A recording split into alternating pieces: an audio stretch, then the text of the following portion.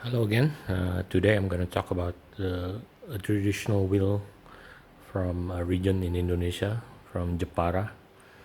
This is a slanted wheel, so it's unique that the wheel head is slanted. It is usually used to make kendi, which is like a kind of like a teapot, but usually for water. So like a water pouring, drinking, pouring jar that is quite traditional and been made there for a long time. One of the unique features of this wheel is usually in that region, only the women will use the pottery wheel because they believe that a long time ago when they started making the kandis there, the men, when they make pottery wheel on the wheel, pottery on the wheel, the kandis, they fell sick and died.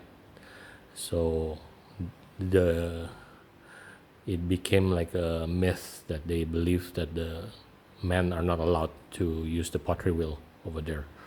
So it continues until now. So only the women will use the pottery wheel, and the men can only assemble it by hand. So they're not allowed to use the pottery wheel. It is kind of like a treadle wheel. Let's move on a little bit to the front here.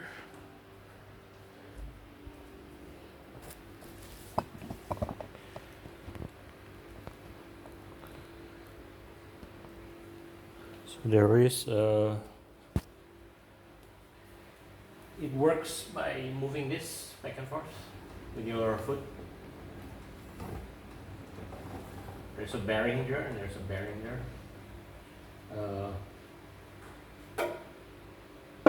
The flexible part that brings the rubber back is this bamboo. So it's using the flexibility of the bamboo to become like a spring. Okay. And one of the interesting part of this wheel is that you usually throw it sitting sideways. So it's again usually used by women. So they are usually wearing sarongs or a dress, and they would sit like this, throwing this way. So they don't have to open their legs wide like a normal pottery wheel. So they would do that, throwing.